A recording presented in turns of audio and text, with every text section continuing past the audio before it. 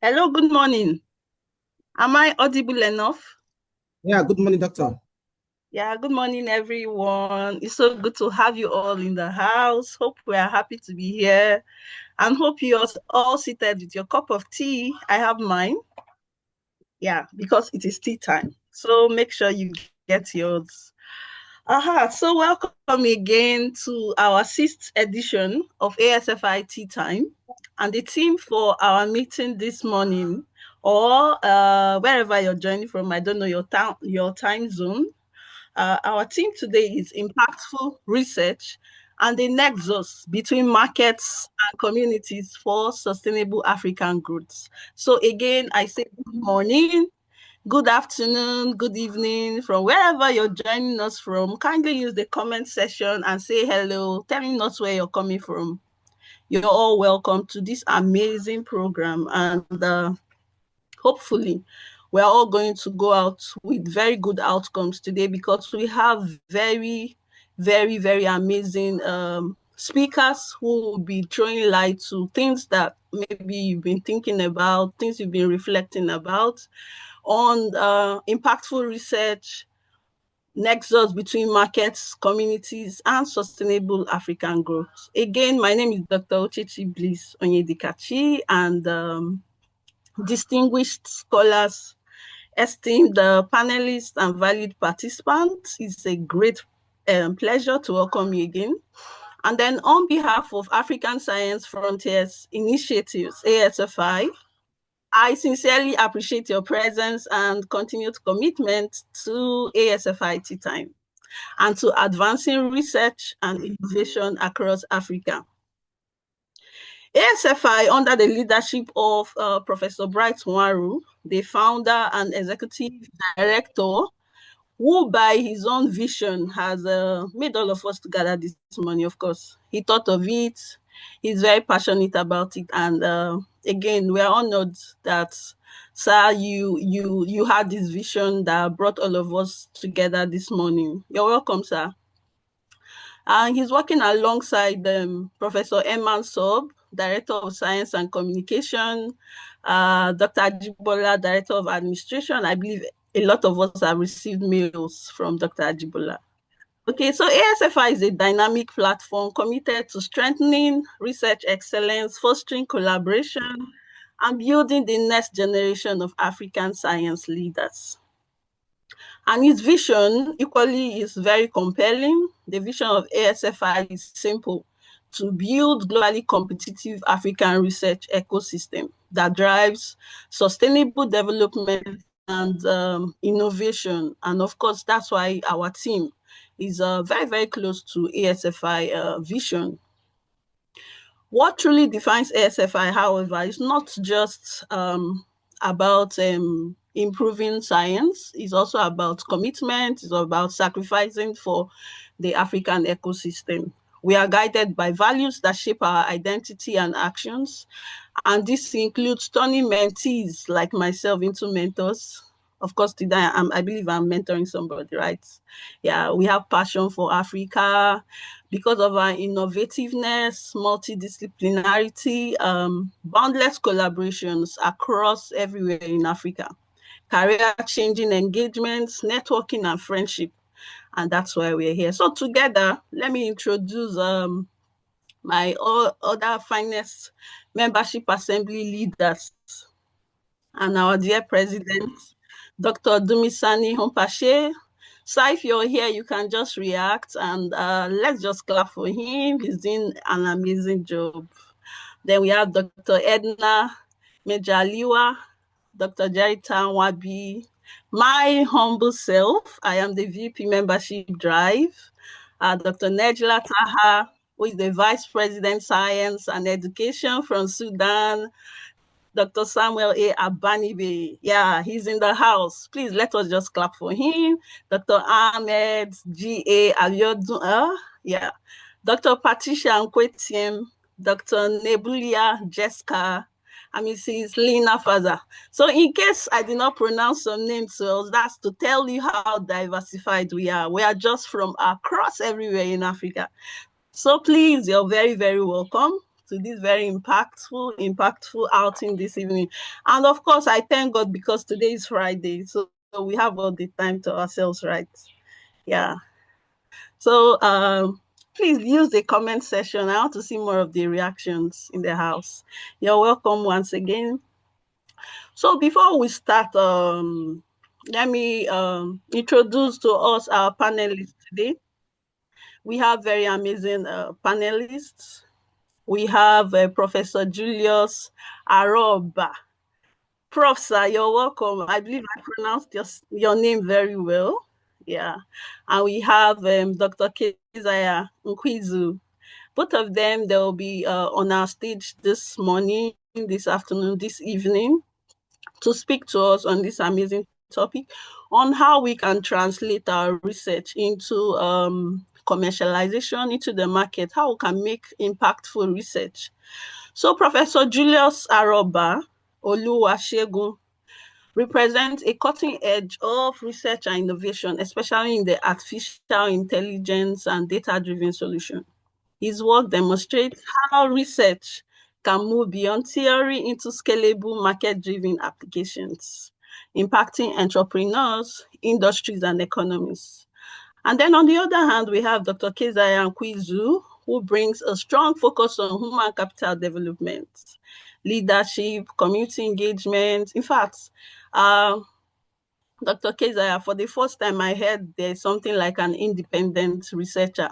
So Dr. Keziah will speak to that today. With deep experience in mentoring, knowledge, transformation, and research that is grounded in societal realities. So you see today, you find that they are the best fit for this program. Let's speak a little more about them. Dr. Keziah is a distinguished Tanzania academic and an independent researcher whose work bridges the field of tourism, leadership, higher education. She holds a PhD in tourism from the Open University of Tanzania, an MBA in international business from Sheila International University, London, and a Bachelor of Commerce and Commerce with Education from the Open University of Tanzania. Her scholarly contributions include numerous peer-reviewed publications, conference papers, and editorial work. She's sought after. She's a sought-after presenter, keynote speaker, moderator, and reviewer. Just sit down and watch today.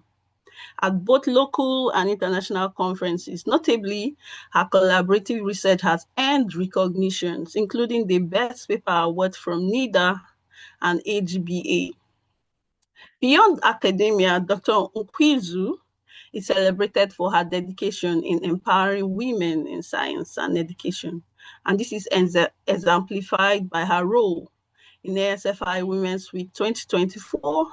Her work continues to inspire scholars, policymakers, and practitioners across Africa and beyond.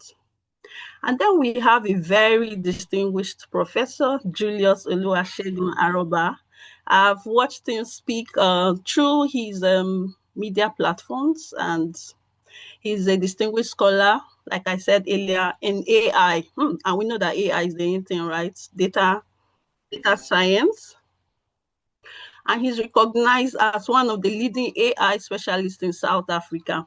He was ranked among the top 10 National Research Foundation emerging researchers under 40 in 2025, and that's amazing, reflecting the impact and growing influence of his work. I want to see more reactions, please. Can we just clap for Professor Aroba?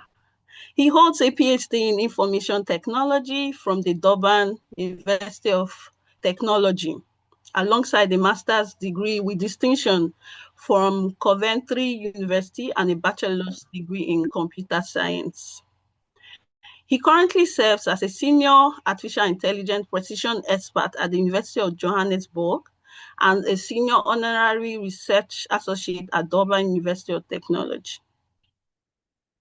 Beyond academia, he's seasoned consultant, entrepreneur. For me, I'm really interested about the entrepreneur area, and executive trainer, leading multiple organizations across Aroshare, Aroseglings, Zillonias, consulting, and other ventures spanning education, consulting, and investment. With over 65 peer-reviewed publications, extensive international collaborations, and speaking engagements across global platforms. His work bridges research, innovation, and real-world applications. So you see, Professor Aroba is the right fit for this program. So I just want you to get your notes, write down your questions. There will be a lot of takeaways from this meeting this morning, and you will have the opportunity to put them down either on the comment section or to add your voice when we call for it. His interdisciplinary collaboration across Africa, Europe, North America, Asia reflects his dedication to advancing AI-driven solutions for complex global and community challenges. So to get that house, let's make welcome our two amazing speakers, Professor Aroba and our dear Dr. Keziah.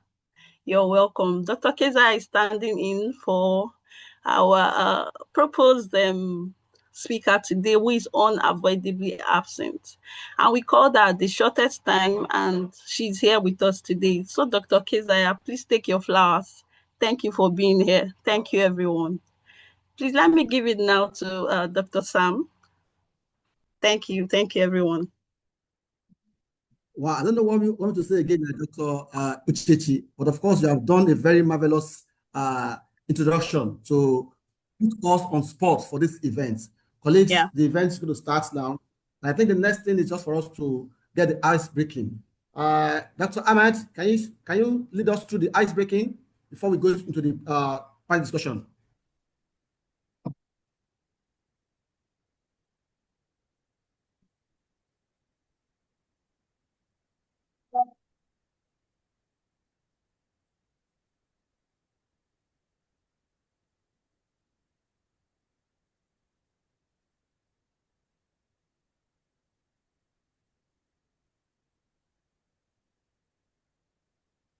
Dr. Ahmed, you can unmute yourself. You are a co-host also.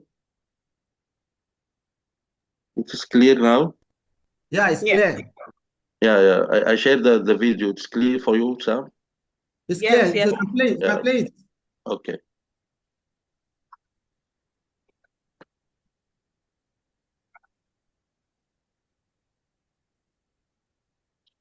It's not audible. It's not audible yet.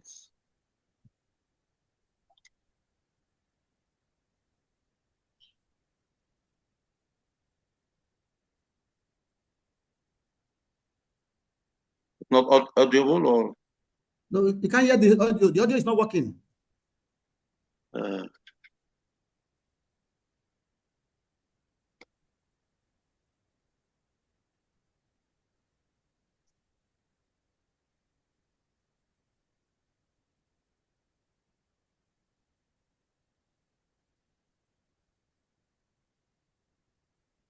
Audible like that now or not?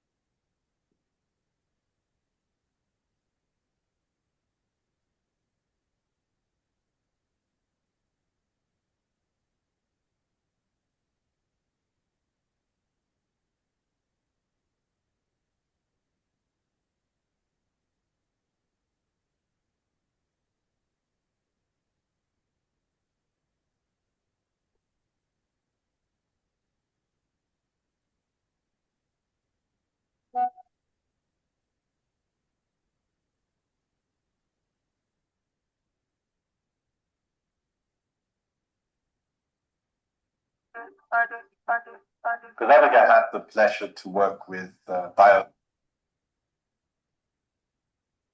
Dr. Ahmed, can you stop the share? Let's stop sharing. Let me share from my own end here. It's not audible from your side. Dr. Ahmed?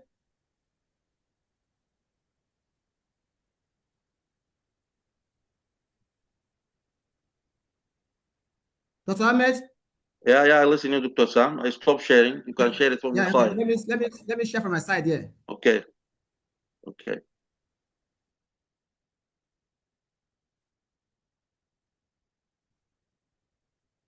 Please confirm you can see my screen.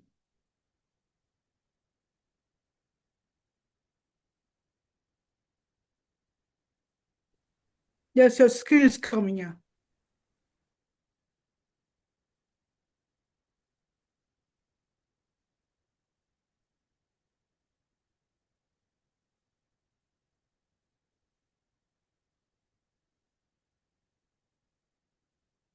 Innovative over a good number of years, actually, and through different phases. So working with the innovators, the researchers, and the commercial partners is trying to help take the innovations to market and commercialize them as the model. And it's quite excitement that we see the opportunities in the space of commercialization and research, and seeing some of those very exciting innovations that comes out of the research institutions we have across Africa. So Bioinnovate Africa was started in 2010 with support from the Swedish International Development Cooperation Agency. And the idea was to help East African countries benefit from the revolutionary advances bioscience and biotechnology for food security, poverty alleviation, and economic development. Now we are focusing on bioeconomy, and maybe bioeconomy is simpler to argue because we look at it as a way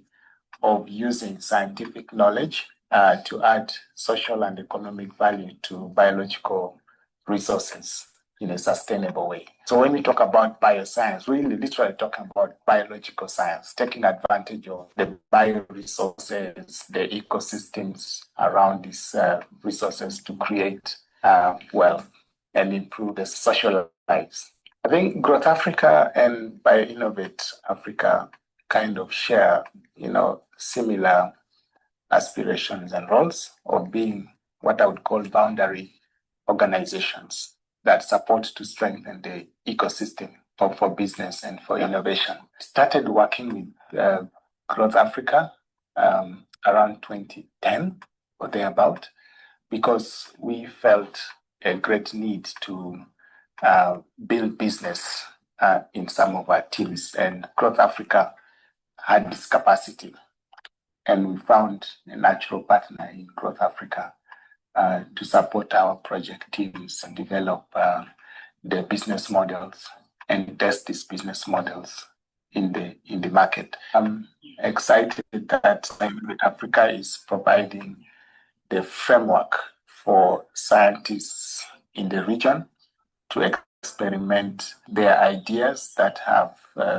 good business prospects. And that for us is great because it contributes to employment creation. It also addresses our needs of the future in light of the climate agenda and the need to conserve biodiversity.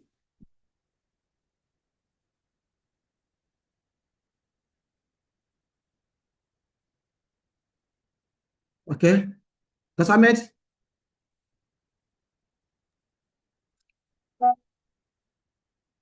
My name is Adelaide Jerry Garoya. I'm the founder. Hello everyone, and very glad that to see as a home. maybe there is another voice, Sam.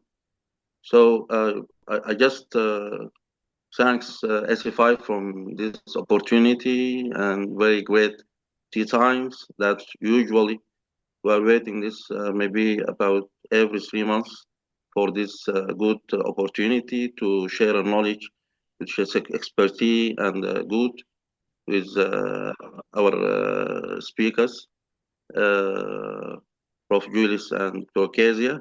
The icebreaker is just chosen because it's related to the theme, and it's you see that powerful spread the impactful of the research and the bridge gap that's between the market opportunity and the community that we needed in Africa, and also it's been highlighted in exactly the kind of sustainable growth that aim to being explored in the African context.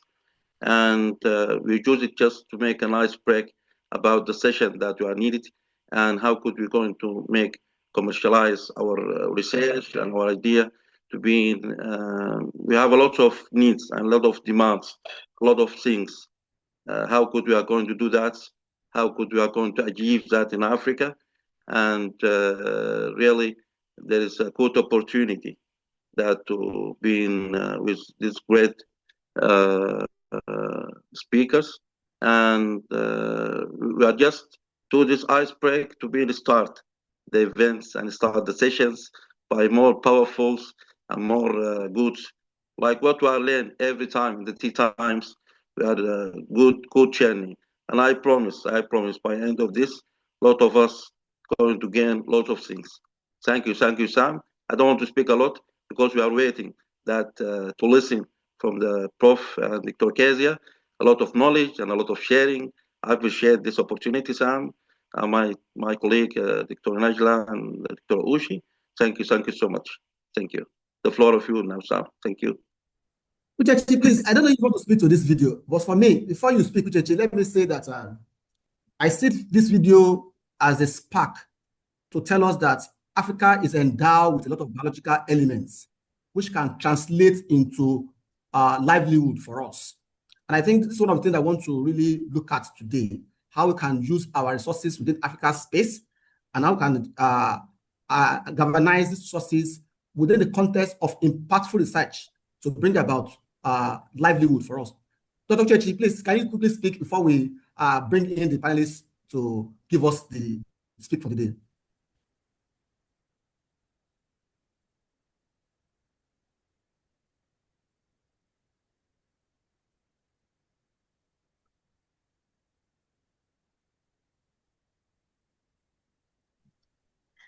Thank you again. I had to use my sign language to announce that I'm muted. Don't mind me.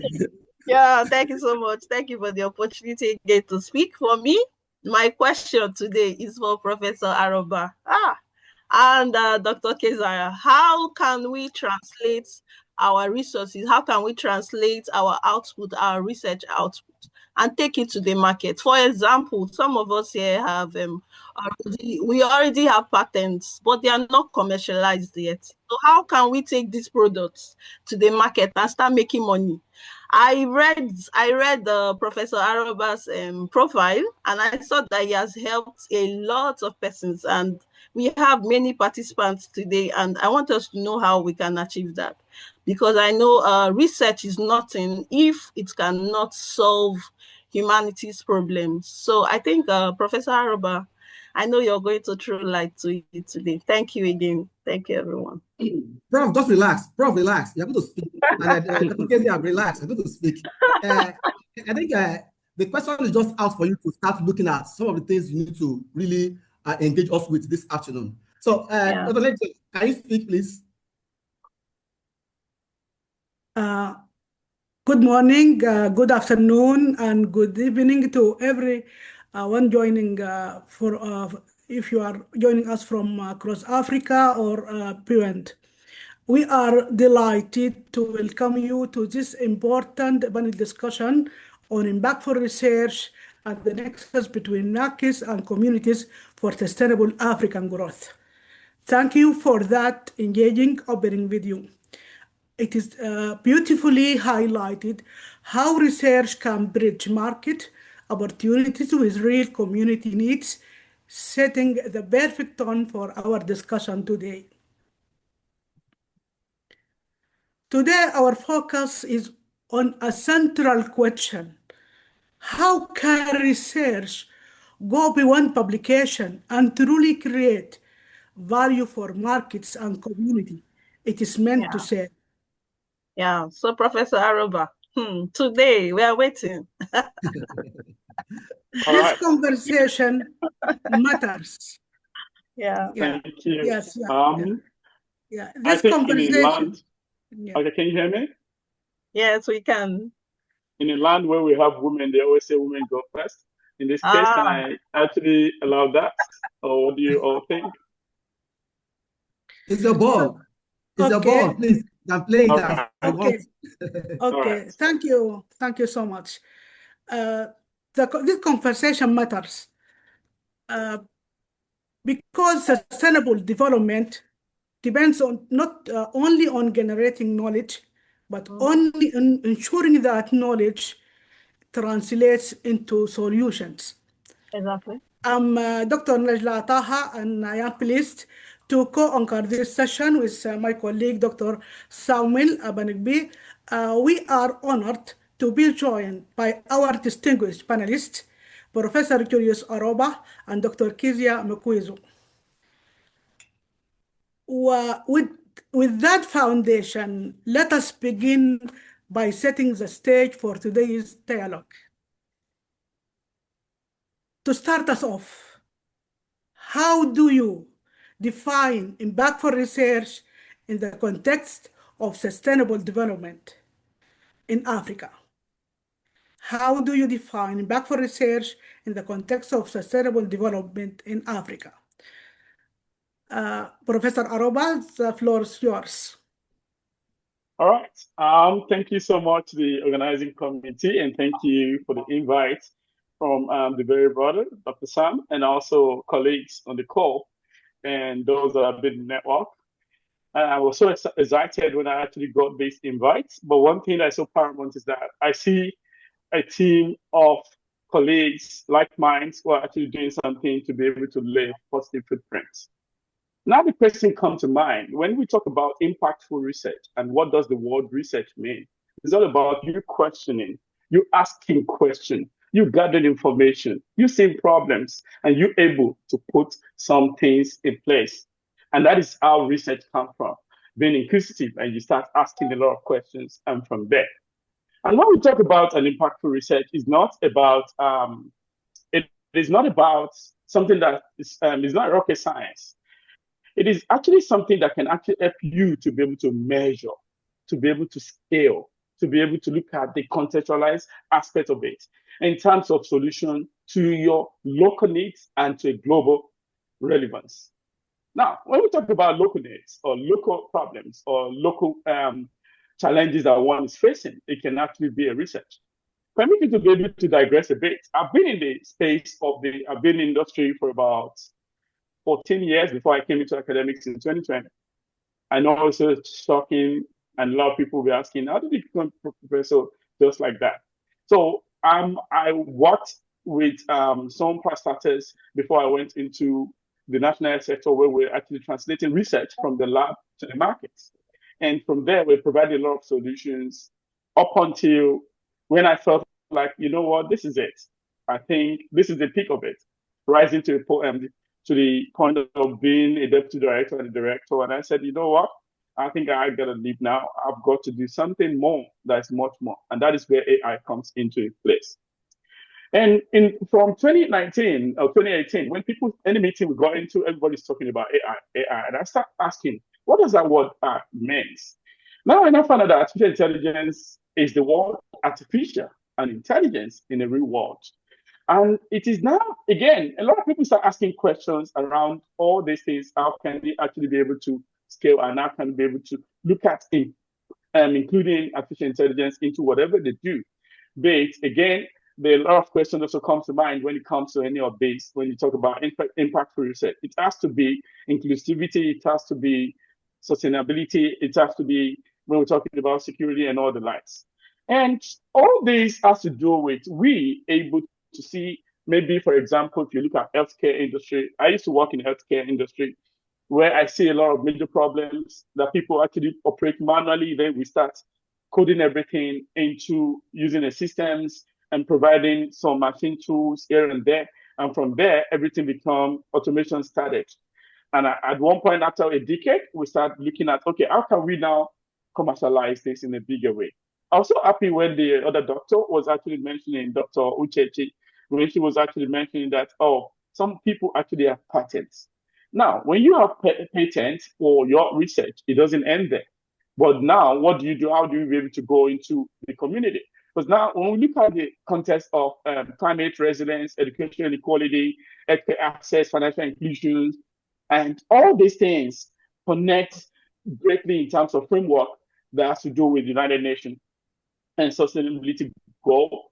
And also, for example, when we look at the 17 Sustainable Development Goal, one thing that one is able meant to pivoted as at that time is when you look at where does your niche, what your work area is into. Now, how do you be able to now cascade it down? For example, let's say you are actually working on a research that has to do with agriculture or something like that. You can actually link it to no poverty, which is SDG goal, Sustainable Development Goal 1. And for every research that is actually being bettered in Africa, we've got to make sure we tie it to Sustainable Development Goal. And again, when we look at that, there's quite a lot of them. Maybe the one that are number 2 in terms of maybe hungers and zero hunger or global health in terms of 3 as Sustainable Development Goal, global health and well-being, quality education for number 4. It's a great idea. Again, for African scientific, we don't need to actually get stuck in the paywall of academic journals. At the end of the day, when people actually write, they just write the article, they publish it, they want to be able to get some points, but it all ends there. So when I got into academics, I started translating anything that has to be theoretical to practicality. And when you look at all our research articles, they're all practicals. If you go over there, I'm more of somebody who's hands-on with our team globally, be it in Harvard, be it MIT, Coventry, and Dublin University of Technology, so University of Johannesburg, and all the likes. We start translating research from the streets to the community to the urban area. For example, in University of Johannesburg, we actually have a center called Center for Ecological Intelligence. All we do is all about agricultural translation. And we have a lot of small-scale farmers that are actually operating in rurals in different countries, but they don't know how to be able to come within a community where we offer trainings, where we now provide solutions, tailor-made solutions for them. For example, a farmer who actually farms in that small farm, but does not belong to a cooperative society, does not even have access to the right tools or commodities or in terms of what they want to use to be able to add more value in terms of optimization to their processes. So what do? We started providing a lot of solutions in the area of providing smart technologies, for example, water irrigations, maybe for soil detection, to be able to know what kind of soil this soil you have, can we actually test it? Can we be able to be sure that this soil is going to be able to produce, to be able to introduce more to what we're actually doing? At the end of the day, all these farmers now started having a lot of, as little as it is, we started providing mobile phones with applications, measuring thermometer, the humidity in the area, then they start gathering data. And that is where precision agriculture comes in. Then when we now start using drone technologies to be able to inspect whatever they do, mapping, geosurvey, and all the likes. Now, for the person or for that person who's actually stuck in their own idea, one thing I want to tell you is that you've got to be able to see how can you be able to introduce whatever research you have. Have you been able to introduce technology enablement into it? Because if you're thinking about any kind of research that you're working on, be it local one, be it global one, you've got to be able to look how to be able to include technology and artificial intelligence into it. So that you don't get stuck in that research and just be writing an article. At the end of the day, you get frustrated. Now you cannot be able to take it to a market to say, hey, this is what I've been able to produce. At the end of the day, everything ends in a book. And that is not the best way it should be. It should be a product first. And that's why most of my master's students and PhD students globally, if you're not developing an artifact, if you're not developing an algorithms, there is no way you can be able to be a student under me. You've got to translate it. It can be something of passion. My MBAs, most of them is problem at work that we translate a solution for that become a framework in their place of work. And there they upscale it up until from capstone, which is maybe year 3 of their study, up until PhD levels. And today, some of them actually own those businesses. And now they become a startup over time. And because I belong to a network, I've been into a startup community where we actually give people a lot of trainings and we package them for the industry readiness and for investor readiness. And from there, when we see that this idea is actually, it is actually very, very competitive in the global markets, then we bring in investors where the deals room, where they'll be able to pitch their ideas as far as a prototype. And from there, investors that are interested, they actually invest into it. For example, let me cite a local one in Nigeria, for example. There is a hub called Innovation Hub. It's a hub venture capital. They're hubs where you bring your idea, you go through the incubation stage, and we translate that to the markets. For example, I don't want to mention global businesses today. For example, Flutterwave and Della, most of these guys actually came from this channel today. Look at how many years that has been where I've been, but then I was not even in research space. Now, what do we now do now? We start bringing a community that is healthy, which is why I so much like what you guys are doing, where the community is doing in ASFI, because it's actually helping people to now see how you can transfer that local knowledge into a product. Now, when you're developing any research, you've got to have a prototype. It shouldn't just be just research. You've got to have a product to be able to showcase for it. Because without product, there's no research. Now, whatever you do, you've got to also include AI into it in these days. And how do you do it? You may not have the technical know-how of it. And that is why some of us are in the space where you just want to collaborate with people that have technical solutions that can be able to embed and also that can polish whatever you do, which I call augmented partnership and collaborations. Today, we've actually been able to develop more, and we keep developing more. There is no solution you're looking for that we don't have. For example, we are also in Domain University of Technology, for example, our hub in Domain University of Technology, we started actually translating NLP, natural language processing, using the robotics that is speaking easy Zulu. All the robots that you see out there speaks English. Now we start coding them. We start re-imaging them. And now a lot of these robots will be packaged in the next coming years to be able to upscale. Now, whatever business, whatever idea, whatever patent you've actually been able to, once you have the patent, if you don't know how to go about the patent, I would advise you to consult either your community or your university to know what the process is. But most of the time, some of these people actually take some certain percentages, but you've got to know how to weigh your options. When we come to think about it in terms of Drive for Africa, development agenda, it is one of those things that actually helps us to be able to bridge between a study lab and the local market technologies. And when we talk about publishing is not enough. It needs you to be able to ship that publication that you're publishing to a global market where people from anywhere can actually, for me, effective research involves you taking a very big steps towards you creating a model, a case study, a product that's actually been able, that can be administered locally to that. Another one, which I'm going to be on this topic, is what I'm going to talk about, which is Madam Waste. Madam Waste is one of the startups that started in 2017 by a young lady called, which is also one of our team members, looks at the waste product that everybody uses. Maybe the food you finish eating, all the remnants of them, everybody throw them away.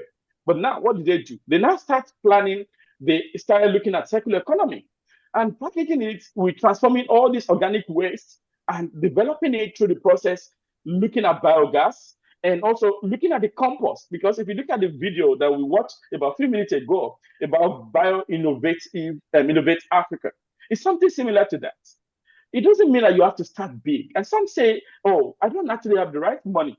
I tell you, the money is there if you have the right products.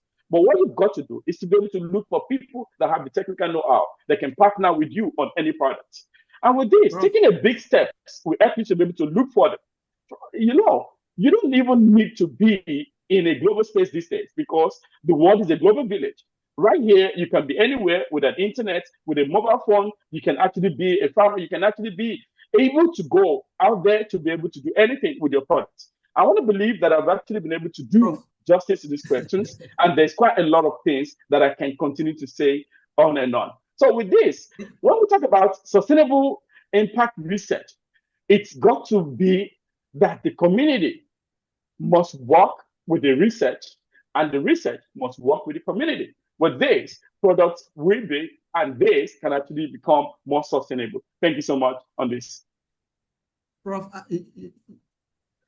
Wow, thank you so much for those insights. Clearly, impact extend far beyond academic outputs. Thank you so much, Professor Aruba, for these insights. And Dr. Kizia, you are welcome to reflect on this question. Thank you so much. Thank you so much, Dr. Taha, and thank you all for preparing this session. I'm delighted to be a participant and a contributor in this panelist session. And I thank Professor Julius there, who has given us quite insightful points. And for me, what can I say on that question? Well, I think first we can begin by understanding briefly what is sustainable development. What is it?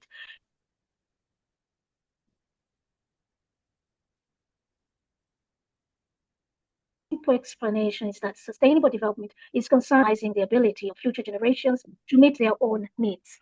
But also the Brundtland report of 1987, sustainable development should emphasize pillars of social, economic, and environment. And again, as an African scholar, how can I define impactful research? So having given you a brief definition of what sustainable development is, I'm trying to now define impactful research.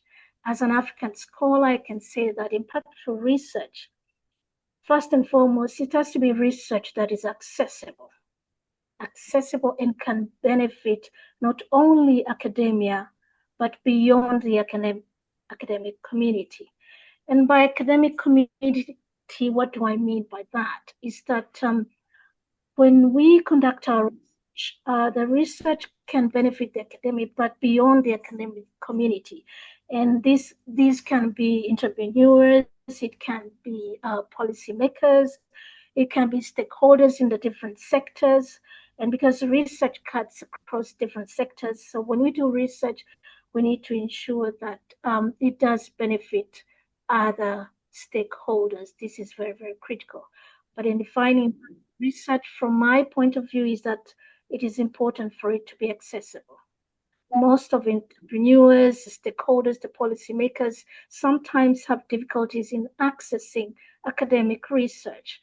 So that is one of the areas that we need to improve so that our research becomes impactful to the society and the community at large. So thank you very much, and that is what I can contribute in this panel session for that question. Thank you. Wow, what a wonderful discussion that we have had. So far, so good. There's nothing much to say than to just keep the conversation going. To our participants, please use the chat box to engage with us. Give us your thoughts as far as this topic is concerned, and as far as whatever insight you have is concerned. But one key thing that is very important for us to also converse about is that we need to also look at the alignment between impactful research and markets, even with the community. But so I will want the participant to engage us on the chat box to give us this. In 1 minute, Prof. In 1 minute, Prof. Just in 1 minute, I want you to tell us what effort is required by African community to be an active partner in sustainable and a very innovative research. In 1 minute, please. Thank you so much. The effort that is actually required is for us to be able to see that researchers can actually make solutions that everybody can actually use. Instead of us, we need to start thinking about communities as just a data source for trainings or our models in terms of AI or in terms of owner of products. But African community needs to become more active partner rather than passive beneficiaries in research and innovation. More so in terms of when we talk about research on communities, research with and by the community. It involves structural. For a very good context is in the area of what we do in one of our projects. We call it engineering practice innovation projects, where we develop products that promote hands-on skills, practical abilities, and innovative thinking in vocational education, and particularly looking at the engineering aspect of that, and be able to have the support of community-led initiatives. These are some of the efforts that I do believe that we can be able to. Thank you. Thank you, Prof, for spending that less than 1 minute to give us an insight to that. Dr. Kezia, I want to come to you again. Can you just give us your own idea? What are the efforts that is required by African community to be an active partners, not just a beneficiary of innovative strategies? Tell us your own view. Thank you. Yes, thank you very much, Dr. Samuel. This is a very interesting question. And I think the best way is actually sensitization. You know, you need to sensitize the community. and especially need to sensitize them about the importance of research, and that their activeness in the research process, for example, they as responded, so even as sponsors. So if you get communities to also sponsor these researches, then they're embedded into that research process, and therefore they become informed of what is happening, and they can even play a part in shaping that research, because we understand research embeds the act of conceptualization, and conceptualization is an ongoing process. We cannot call it constant. When you start your research, you conceptualize continuously until you're able to produce a product that can serve the community well. So for me, I think the question of having them being sensitized, there will be the issue of them sponsoring so that they are active. And it is important to enrich research outputs for better decisions in solving community problems. So I think activeness in terms of sensitizing them and them being part of the research. But as researchers, we need to welcome such community stakeholders in our research. Thank you. Active engagement. Dr. Angela, over to you. Yeah, thank you so much. Thank you so much for these insights. Let us now move from concept to application. How research translates into real-world solution. Professor Aruba, what mechanism can effectively translate academic research into market-driven solutions that directly benefit local communities? Thank you for that question, Dr. Taha. So with this particular question, I will take it this way, that there is need for us to be deliberate. There has to be a deliberate mechanism that can bridge the gap between knowledge productions, which is the university in context for institutions. Then when we look at the practicability of it, or practicality of it, is when we're talking about market and society, because we are talking about translation of academic research into market-driven solutions. Now, without the knowledge production, the practical application mechanisms, research will often remain theoretical and disconnect from a real-world aspect when we're talking about some of this. And research often remains, again, when we talk about the real-world impact of research, we're talking about, and if I talk about it from the aspect of artificial intelligence, AI-driven solutions, open source and APIs, where researcher needs to now avoid holding on to their own work. Because when you hold on to your own work, there is no way you can be able to reach the market. And how do you want to be able to reach to the market when you've not been able to put your model? By making sure it is commercialized and having the patent, the prototype that I've mentioned. And also, if you have some form of data, you can put it on a very big platform, which is like GitHub or on Hugging Face, so that people can actually be able to access this and they can even collaborate with you. The university needs to actually set what I call technology transfer office, which is one of the things that we actually have in Dover University of Technology and also in University of Johannesburg, where what that department do is to be able to have university to be able to facilitate licensing agreements with industry partners, the governments, the communities, and even the funders, that they will now need to support the research, so that this research is not only for the institution alone, it can be for community, it can be for a larger global audience, and also turning those ideas into viable products. Just in recent time, when GCT was held at University of Johannesburg, there was a very good patent that we actually had in recent time, where we actually have water energy solutions, and it was introduced, and it was the prototype was actually launched. And also, for example, another one is in the area of when we talk about hemp that people actually smoke, that people know is only for hair products or for body and this. Now we be able to turn it to battery use.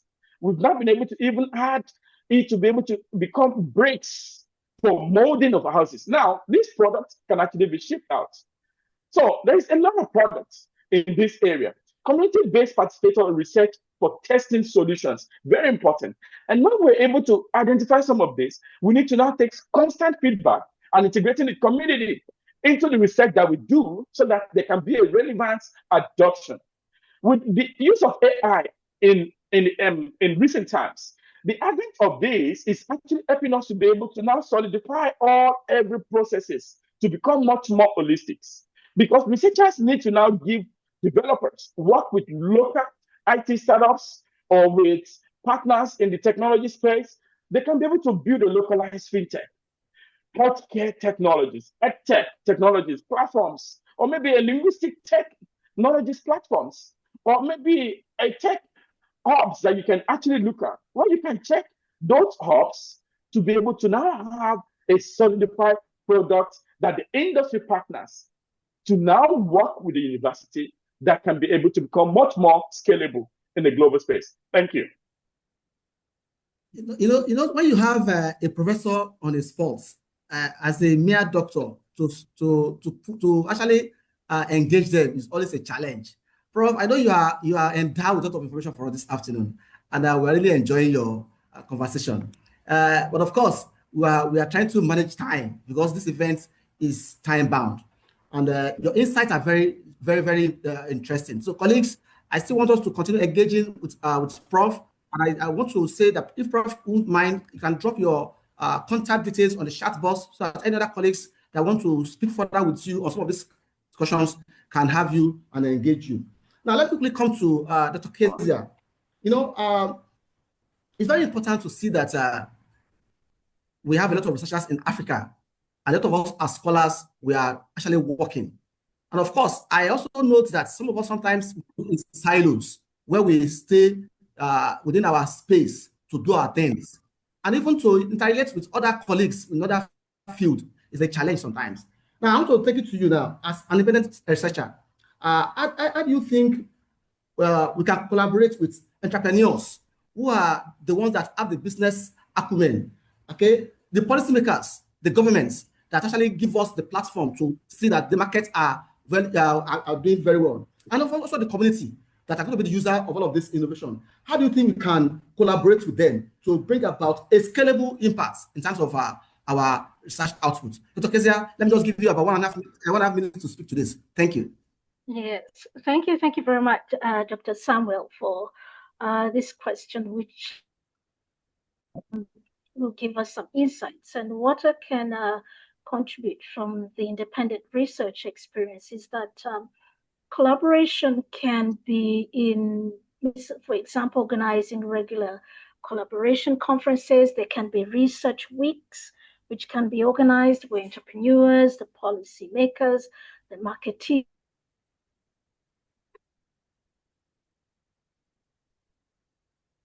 community leaders can give examples and which research will guide in market solutions.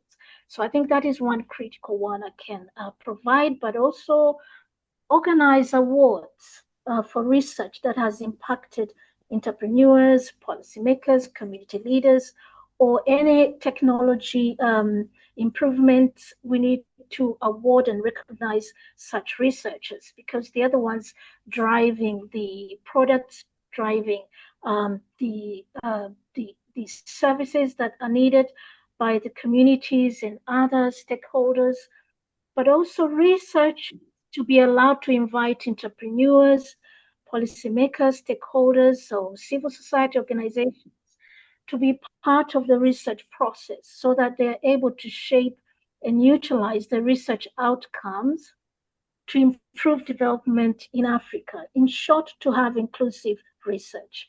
Thank you very much. Thank you so much. Thank you very much, Dr. Kezia, for these insights and this wonderful talking from you and from Professor Aroba. As we know, enabling environments are essential for scaling impact. My question to Dr. Kezia, what policy frameworks or partnerships are needed to strengthen the link between research, markets, and community development? Dr. Kizia, the floor is yours. Yeah. Yes, thank you very much. Thank you very much, Dr. Taja, for this opportunity. Now, in terms of policy frameworks, in my previous point, I talked about inclusive research. So I think policy frameworks should also focus on inclusive research. So if you have inclusive research, then you are able to invite the non-academic communities into the research process. And where researchers, marketers, community leaders, and if they're active in the research process and therefore they are able to see these policy frameworks in activeness in its ongoing process. So we've had, for example, in countries recently, they've been engaging in reforming the higher education. And therefore, there has been a lot of ongoing policy frameworks changing. Those policy frameworks, in order to include everyone's point, then it needs to have a lot of communications, a lot of inviting the community so that they are able to have frameworks that can be utilized not only by the research community but also the other stakeholders in the community spaces, and therefore policy implications to improve and solve research problems. Yes, so policy frameworks which are inclusive is very, very important. Thank you very much, Dr. Taja. Over to you. Okay, yeah, thank you. Thank you, Dr. Kezia. And I think the discussion is becoming so interesting and engaging. And I hope our participants also are using the chat box to engage with us on this conversation. Now, Prof, I want to come to you quickly. And this question I want to bring to you is a question that actually has a pain in my heart. Because I remember in my country here in Nigeria, some years past, I've been involved in private-public partnership, even in research institutions in our universities, where we drive innovation with public-private partnership. But the concern that I've seen, especially in Africa, is that the concept of corruption, and sometimes when we look at the concept of corporate governance, we do not actually have this working. So, Prof, I want to bring it to you with your experience in business, with your experience in academics. I want to ask you that how do we galvanize public-private partnership to bring about investors that can bring about impact to accelerate adoption of scalable solutions? Prof, please speak to us just in 1.5 minutes, please. Thank you so much for that question. Policy is always a problem everywhere, anywhere, anytime, isn't it? And one thing we actually need, just to top what Dr. Keze actually mentioned, is that there has to be what I call a governance that can keep both everyone safe, be it in country or outside country. Now, when we're talking about some of these things, when we talk about PPP, which is triple P, policy private partnership, they're one of the most effective ways to be able to crowd in capital, crowd in terms of reducing risk, crowd in terms of building trust. Now, all of which are critical for attracting impact in terms of investors, in terms of accelerating of adoption of research-based solutions in the country wherever we're based. But this does not work in silos. Until when the investors, the government, the private entities, the governments comes to be able to have what I call in computer, we call it computing power, which is you've got to have a GPU where you have a galvanized partnership or collaborations that can be able to introduce something without letting the private entities to go through rough edges. Because with some of these things, a lot of people actually face setbacks because there is no transience or collaborations between the public, private, and parastatals. And if we actually have a very healthy community with a right framework, the risky investments, and looking at some of these things that has to do with what I call bringing the value of debts, because when researchers work or private entities work as entities, There is no way they can actually have that solidifications. Alignment in terms of incentive across all stakeholders will actually help, be it the government, we also help, be it the private or partnership or private institutions or private individuals, so that one can actually be able to have what I call financial returns, social environment of impact. With this, with creating a market that is sustainable. Because now, how the question gets done on me about 3 years ago, when there was a product we actually packaged. At the end of the day, because we own a cryptocurrency box exchange called Biconta. And at the end of the day, in a country called Nigeria, there was a flag that was flagged that cryptocurrencies actually have what I call an embargo without some form of, and we are licensed. But all of a sudden, because they could not control it, there's no centralized form, there's no policies in place, this became a problem. So how do we be able to scale? How were we able to get out of that? Was because we had to take the business, relocate that business from Nigeria to a country where the policy can actually favor us. But now there is this unity, there is this dissimulations between the government and private entities.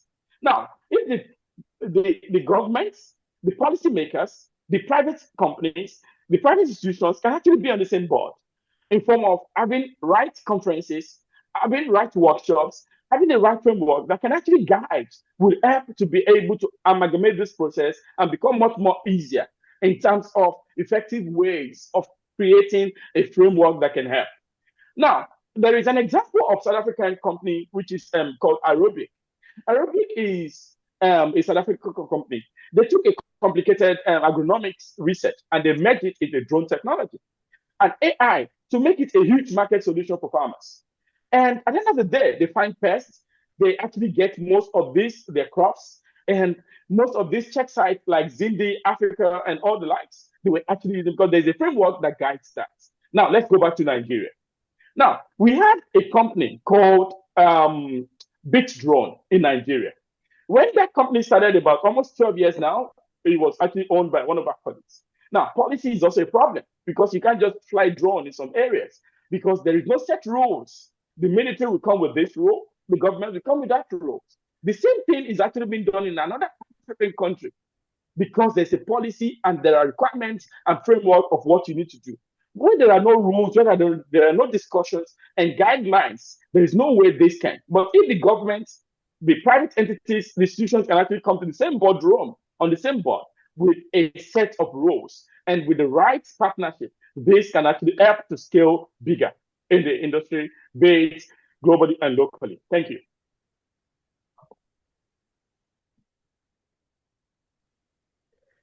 Thank you so much for sharing your expertise and for this insightful reflection and discussion. Let us ground these ideas in real-world experiences.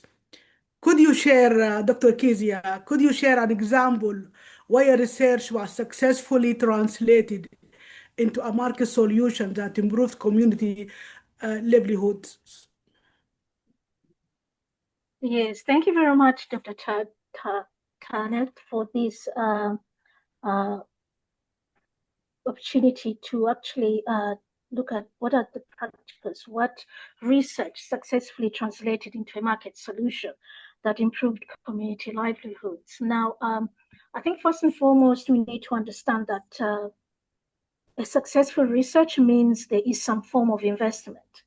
For example, Ghana continues to invest in research and development on the Nubian virtual reality tool developed by Ghanaians themselves to benefit children in local communities so that they can receive quality education. So that can be an example of how research can translate into market solutions, because here they're providing children who are in the local communities to receive quality education.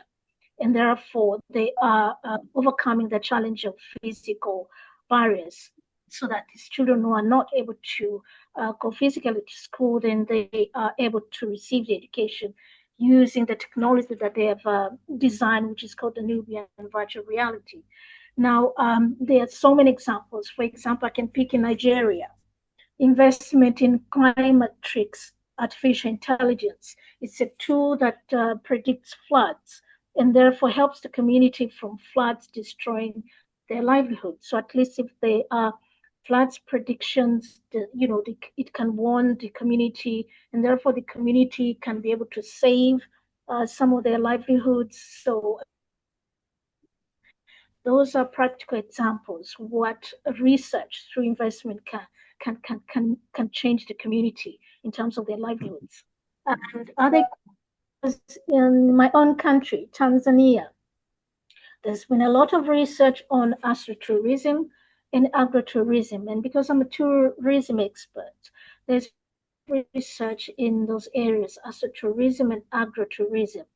And therefore, what are they bringing into the market solutions? When we talk about market solutions, they are market solutions for different sectors. And in terms of the tourism sector, we can see that sometimes there's a need to have diversity in the tourism products. So how do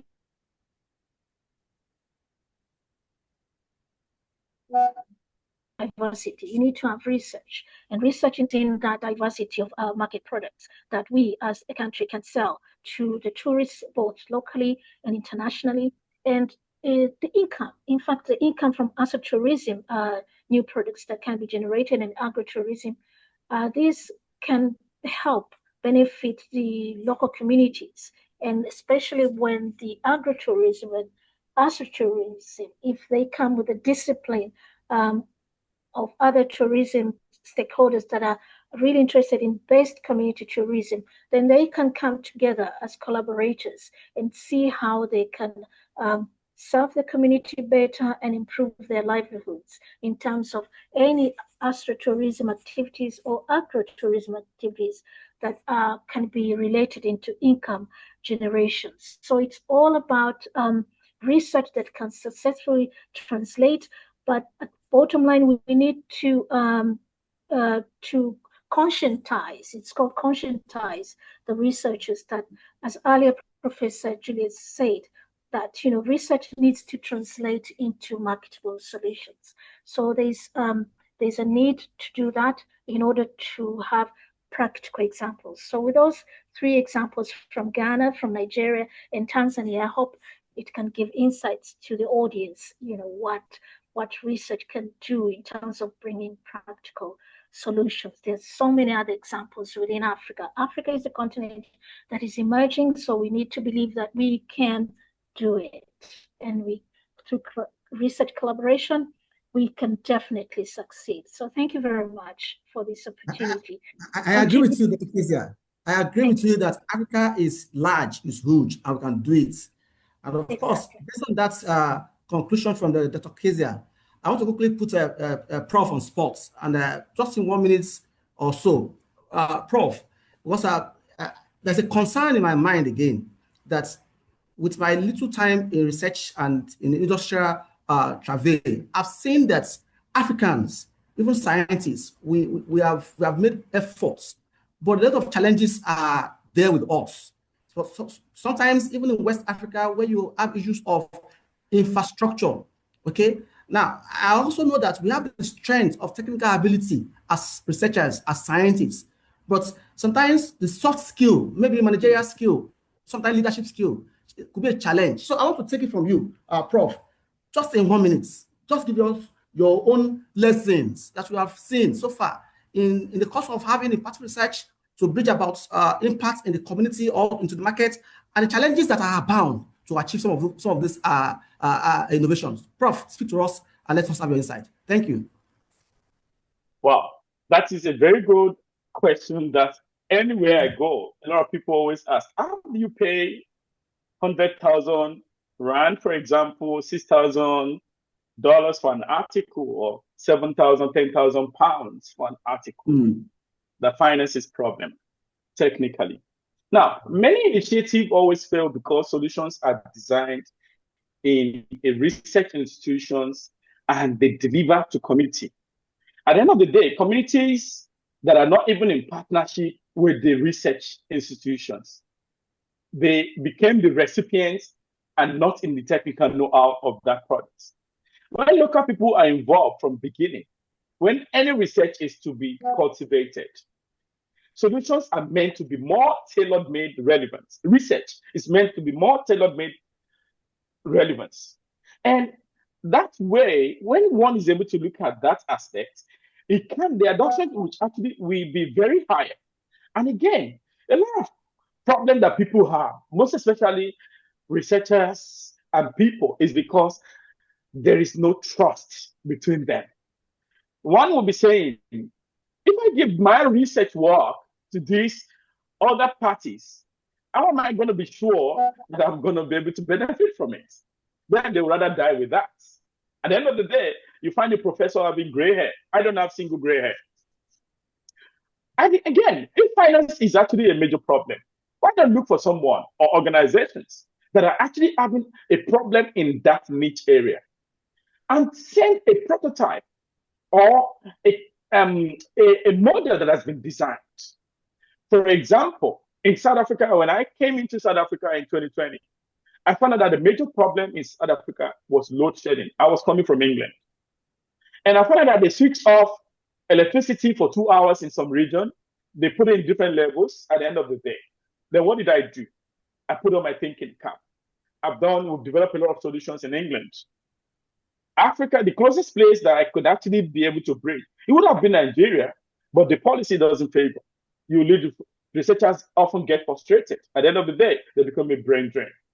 So now, there are quite a lot of things. So what did I do? I saw a niche, I saw a problem, which is load shedding. I provided a solution, and I was able to use Gaussian elimination methods using energy efficiency optimization algorithm to be able to see that what is the major problem in this area. So some area, they have electricity more than some certain area. Some will not even have, because when your house is closer to the dam, you don't even have load shedding. Load shedding is when they take electricity off, they switch it off. In Nigeria, I don't know, some places where I used to stay in Abuja, in Nigeria, it's rare in some cases, but there is always electricity in maybe about 12, 15 years ago. But these days, I think there's a lot of problem. So now, what did I do? I created a solution for that, and we're able to package it through my institution. And that became my PhD project. In less than a year, we're able to create a solution. And I graduated in 2 years of that because I created a niche and a problem for the country. Now, when trust is established, if I was to be selfish, I wouldn't even give that product to the institution. Now, many researchers will not be able to do that. I know it's not my baby product. I know it belongs to the school, and they can't have the patents. It's none of my own, but afterwards, a mind that has created something can actually do more. And this is why, if researchers use technical jargons, it becomes so difficult for industry or community to be able to interpret that. And now, when you want to be able to have a solidified process, you want to be able to translate critical problems into not just any other language, but building priorities in quotes. Then the main lesson here is for us to now see how we can become entrepreneurship in nature. And you can't make a big data or a data-rich program just all of a sudden in a lab. And now you want to be able to just drop it into a neighborhood. It's not going to work. So what do? You have to align your goal and incentives so that researchers can be able to know that the knowledge of whatever they are producing, it's actually a need for the community via their publication and translating it. Because you're gathering data in the process of that, or you're building a model in the process of that. And those data belongs to the community, and the solution should now be tailored towards that. Now, how do? When you're looking at the business side, you want to look at the profitability on a large scale. You want to be able to see how you can scale from little to more so that things can actually become much more valuable. Then you can see now at that point, you can have what I call MVP, minimum viable products, that you can actually say, we have something, which is what I call ensuring shared goals and mutual benefit for all parties, building trust. And also, it doesn't end there. When we talk about some of these things, transparency is key in all of this. Just like we know that cash is king. Consistency in engagements, delivering to promise, not that you overpromise and not delivering what you promise. And again, whatever solution we are providing, we should also be very conversant with our local context. Now, when we talk about local context, every solution, every problem you have within your area, is a research for you. You don't need to go far to America or to go far to Asia to be able to produce, because all those Asia, America were all going to, they come back here because they know that there are problems here and they see money. So when we're able to look at some of these major areas, having local cultural practice, local economy that can favor us, and also available resources. If you don't have the resources, you collaborate with others. For example, when you want to embark on a research, you don't have the money to be able to buy the products. Why not look for somebody who has, for example, I'm not going to say I have everything all, but the thing is, I'm always encouraging the people within my community, because at the end of the day, it becomes a partnership, not a competition, because that leads to great wealth. Because most people, they compete rather than collaborating. And only poor people compete. A poor mind will always compete, but a rich mind will always collaborate. There is no way you can build a solidified efficient research in this time and age without you looking at collaboration, without you looking at how to strengthen the linkages between access to the people who are going to be obtaining it, the value chain within the system, and also distribution system around it. If I continue to talk and talk, every project fails because people take it with levity and offline first in most cases. And if we're able to actually have a business plan and now have academic plan with grants money that can be able to support that, it's going to be able to help them to have a greater initiative that can attempt to bridge between the community, between the individuals, the countries, and the people involved. I think I've been able to touch on this, because if I go on and on, 1 minute 15, 1.5 minutes might not finish. Thank you so much.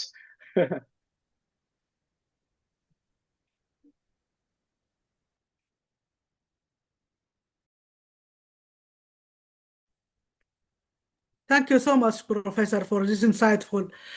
And we really, really appreciate what you provided us, you and Dr. Kizia. Thank you so much for this sharing of expertise and knowledge.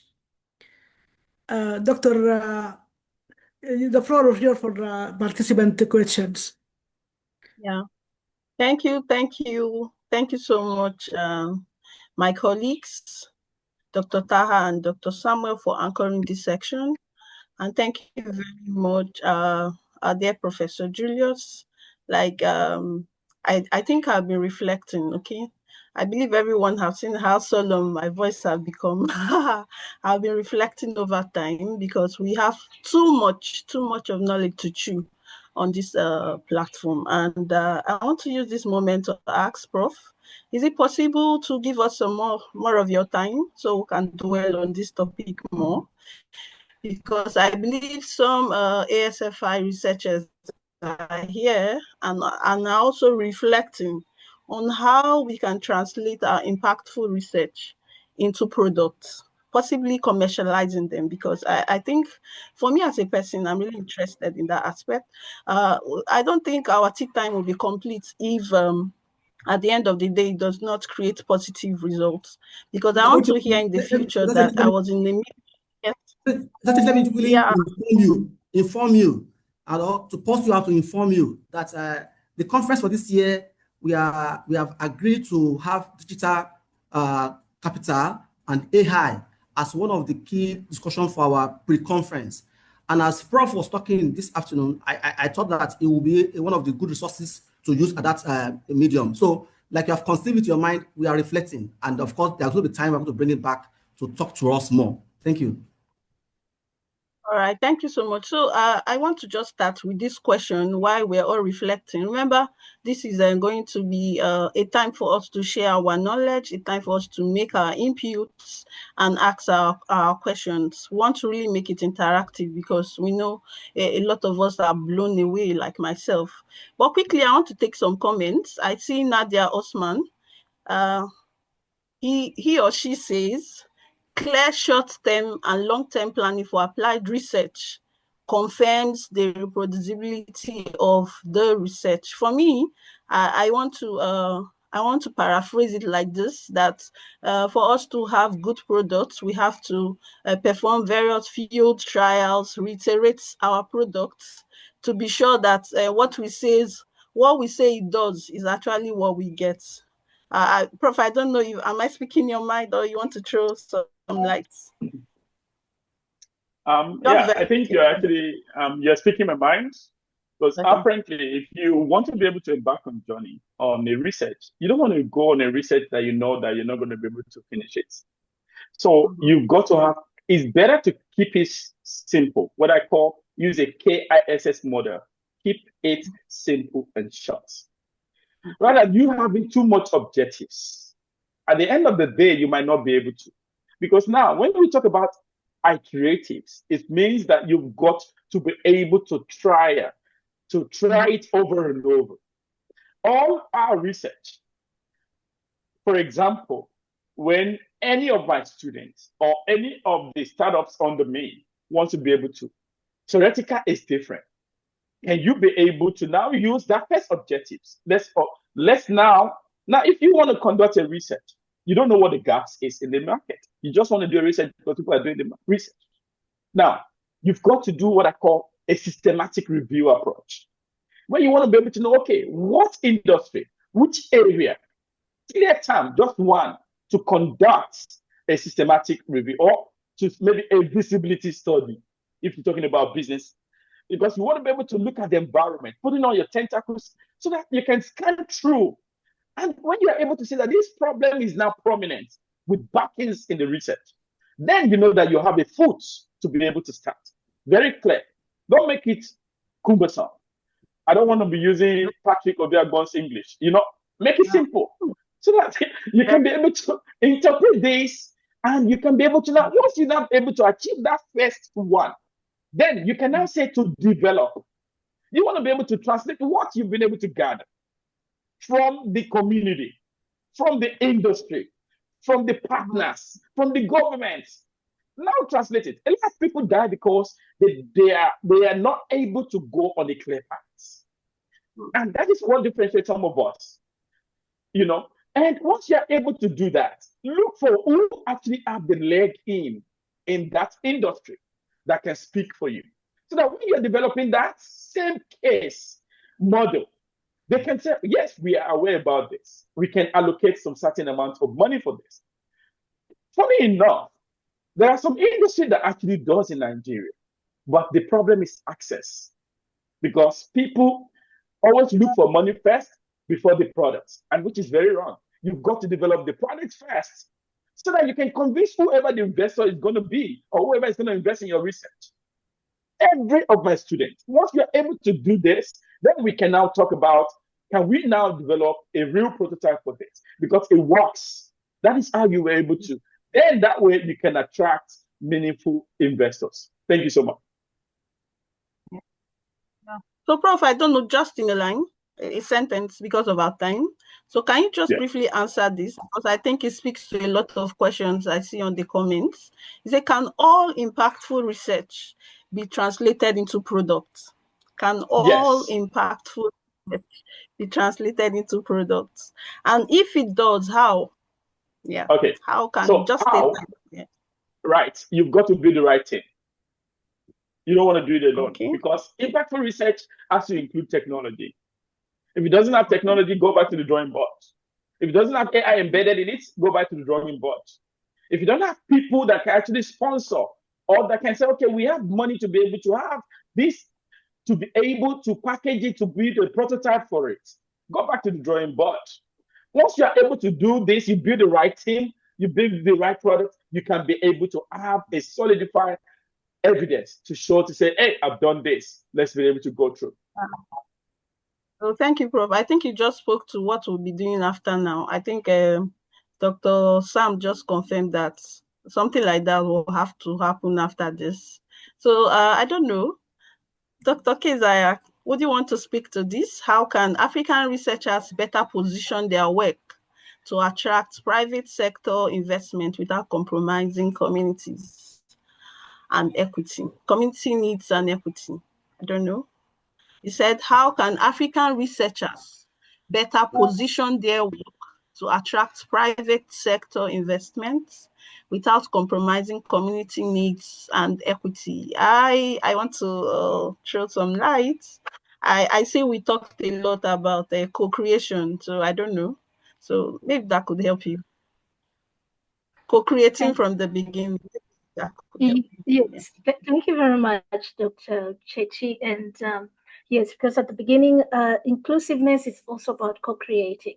So as you build your research, and I liked how Professor Julius talked about simplicity. When make sure your research has simplicity. But the other key issue, because you're attracting investors, ensure that when you do your research, it is something you're purely passionate about. That is so important because we know research process can tickle at any moment. And if that was not your passion, you can easily withdraw from your research or your PhD. So it has to be in terms of simplicity, in terms of the passion that you have in that research. And if you want to attract the sectors, again, as I said, it's about accessibility.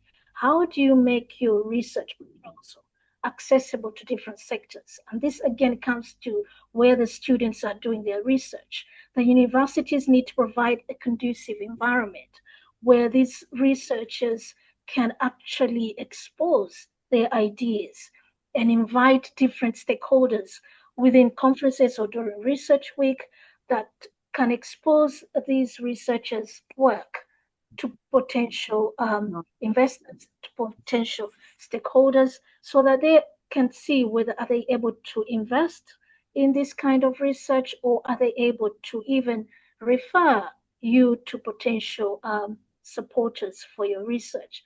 And also the other thing about research, as Africans, we don't really need to copy and paste all the time, but I believe the individuals who are able and capable of sponsoring their own research or their own PhD. So I would also like to encourage those who are able to do that, then they can do that, sponsor themselves, and also look for those who can be able to help them in that sponsorship. And also when we talk about products, we have to remember, for example, coming from studying a lot of marketing theories and marketing products, we have to remember that a product is not just tangible. From the tourism side, your product will not be tangible, but it's about services. What can we do in terms of our research to improve different services to the community so that even those sectors who or potential investors, sponsors can actually see that your research will be beneficial. But one last thing I'd like to share with you all is that you, in your research, try to be a visionary in your research. Try to do a research that goes hand in hand in your country's policies. Because once you do that, you will not have the effort of trying to lobby with everybody that these are my practical implications, these are my policies, to try and get the stakeholders to implement those. Just do research that is also visionary, that complements your national policies or what your national trajectory is of your national countries. What is the intent? Thank you. Thank you very much. Thank you so much. Thank you so much, Dr. Keziah. Thank you, everyone participant that came on our program this morning, afternoon, evening, wherever you joined us from. And we have a lot of takeaways. We heard of co-creation and inclusiveness from the very beginning. You thought of your idea. We also had this takeaway that make sure your impactful research ends up in a product that is able to solve real world problems. And someone said, what emerging areas of research have the greatest potential? Of course, the answer for today is make sure you tie to one of the SDG problems. And, I want us to go home today with the framework given to us by our speakers, which says, make it simple, simplicity, make it accessible, be passionate, don't put the money first. think about the solution first. And at the end of the day, I'm sure our outcome will be something that will really stand the test of time. Thank you again, everyone. See you next time. Wow, I need to clap for you, Dr. Uchechi, because you speak to a very good word that I always speak to my mind when I speak to some of my colleagues and some students. That one of the things that I've been doing so far in research is that money is not my priority. And they ask me that why are you not looking fine? They're not having money as a priority. And we can confirm this question. Pardon me? Okay, I was just speaking to the participants to use the reaction buttons. Okay. So in that sense, it is very important for us to note that our research should not make a concern that the outcome should all be about money making, but of course, to be about providing solution to solve generational issues. Colleagues, thank you. Dr. Nekla, can we take the next session, video, pictures? Let's have some nice time with ourselves. Unfortunately, my video is bad. Wow, what an insightful discussion. Let's open our video, today's discussion refers a powerful message. Impactful research is not only about discovery, it is about connection between knowledge and markets, and between markets and the communities as the heart of Africa's sustainable growth story. Please open your camera. Feel free to hold your cup of tea for our virtual. Open your camera, participants. Open your camera. Bring up, up. Let's have a picture.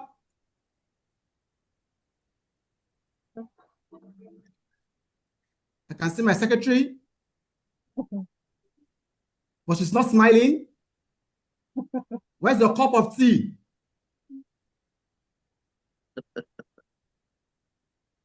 Wonderful session. Okay.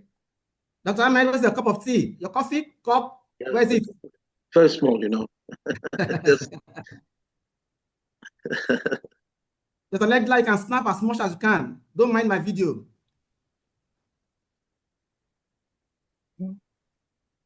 Thank you. Thank you. Danke. Did I get that right? My colleagues in South Africa. Danke. Thank you. Thanks so much. Yeah. Thank you. Do I have Dr. Edna in the house to give us a bit of thanks from the General Assembly? Okay, I have my Professor Eunice in the house. Professor Eunice, please give us a bit of thanks. Let me call my president, my maiden president. She was the one that started this program for us. Dr. Eunice, please unmute yourself and give us a bit of thanks.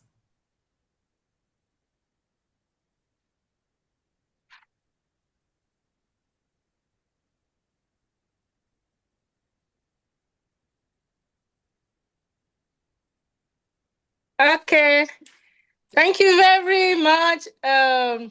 The two presenters, Kezia and the youngest prof in Africa.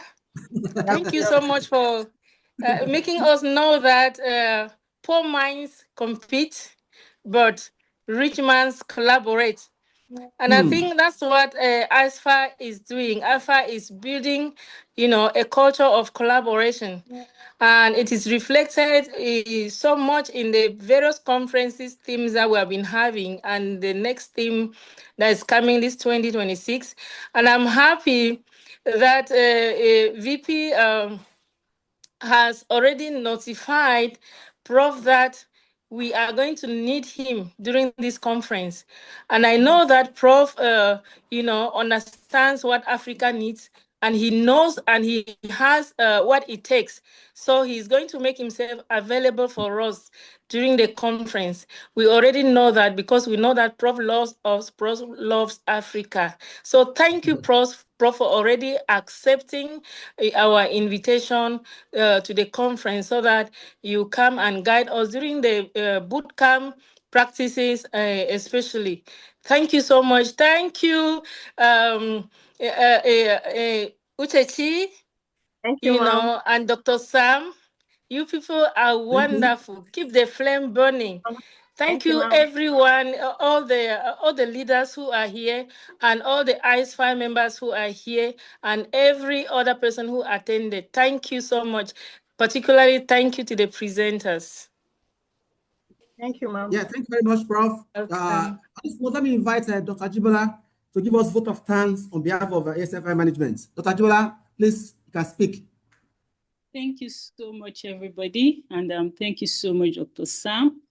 On behalf of the ASFI management, I'm here to give a closing remark. And we extend our heartfelt gratitude to our distinguished panelists, Professor Julius Oluwasegun Aroba and Dr. Kezia Mikuzo. Thank you so much for your invaluable insight and the depth of the expertise that you have brought to this conversation. Your contributions have reminded us that African research holds immense power, not only to generate knowledge, but to transform lives, drive market, and build our communities. And to everyone that has attended to this ASFI tea time, whether you are a researcher, innovator, policymaker, entrepreneur, or student, your presence and engagement are what makes the ASFI community truly vibrant, and we truly appreciate you. And one thing that I want to also emphasize is that a lot has been said today. I mean, my notes is filled up with so many insights, and the conversation do not just stop here, right? They do not stop here. They are all seeds that have been planted for further collaborations, actions, impact. And so please do not just let us come here to participate, but let us take action, which is very, very critical for Africans' development. And I also want to really emphasize that ASFI remains committed to creating spaces like this, where African voice is lead, African solutions emerge, because as we are here today, a lot of solutions have emerged, even from what Professor Aroba has mentioned about load shedding in South Africa. And we want more of this. And Africa Excellence has also been celebrated. And we hope that you'll leave today's section inspired, connected, and more equipped to bridge the gap between research and real-world change. And I also want to dearly appreciate the entire ASFI General Assembly leaders who have conveyed us here today. Dr. Sam, Dr. Uchechi, Dr. Nejla, Dr. Ahmed, you are all appreciated. And the entire General Assembly leaders, you are all appreciated. And on to the next edition, keep asking bold questions, pursuing meaningful work, and carrying your mug with pride. Thank you so much, and see you next time. Thank you. That was sweet. That was sweet. Very sweet. I wish I can get some bread with it. Thank you, Dr. Ajibola, for this. So much. Thank you so much. Yes, everyone. Let me inform us Thank you so much. Let me inform us that the next edition of Tea Time, which is going to be the 7th edition, is coming up on 12th of June, 2026. So get set. We're going to come up with another impactful discussion to spark the solution for African growth. So colleagues, we will also invite you to that session. Then let me also quickly mention some of our colleagues that are not members of ASFI that are here on this platform today. I can see some names that are very new to us. And I want to say thank you for joining us. Don't make this a just one-off coming. Make time to know or to join the ASFI. And I know if you join us, join the ASFI, your research life, your career will be more impactful. Colleagues, what else do I need to say? I say thank you to Dr. Uchechi, Dr. Nejla, Dr. Ahmed, for all the sleepless nights we have had to package this session. Thank you, Professor Julius, for giving us this time. Thank you, Dr. Kezia, for backing up for us at the very last minute. We appreciate you. Thank you all. My president, I always appreciate you. This is one of your products, and we are still backing it. Thank you very much. Thank you, everyone. Have a very good afternoon. Today's Friday, colleagues, and fortunately, it's the last Friday of the month. Please make time to go and enjoy yourself and relax while you're doing this research. Thank you. Thank you. Thank you. Yes, with the Thank you. The wonderful session. Thank you, Kezia. Thank you to Kezia. Thank you so much. Thank you very much. Thank you too. Please keep the recording and share. Thank Sharp, you. you get it. So we can share with the 5 to 10 those who did not attend. Yeah, we'll do that. But we asked them to attend and we reminded them as the program was going on. Okay. Thank you, ma'am. Good to see You're you, Biden. welcome. Looking good, ma'am. Thank you. Hi, Chechi, where are you?